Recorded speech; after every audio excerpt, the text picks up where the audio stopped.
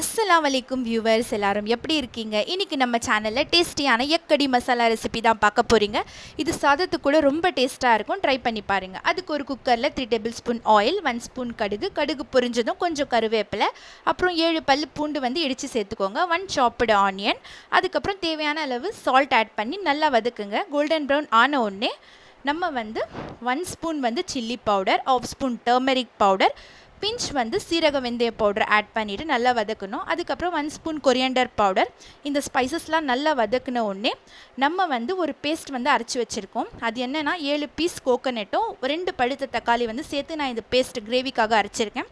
அதையும் சேர்த்து கொஞ்சம் புளி தண்ணி ஆட் பண்ணி ஒரு 4 விசில் கழித்து நம்ம பாயில் பண்ணி வச்சுருக்கிற எக் ஆட் பண்ணி ஃபைனலாக கொரியண்டர் போட்டு முடிச்சிட்டோன்னா நம்ம டேஸ்டியான எக் கடி மசாலா ரெடி ஆகிடுச்சு.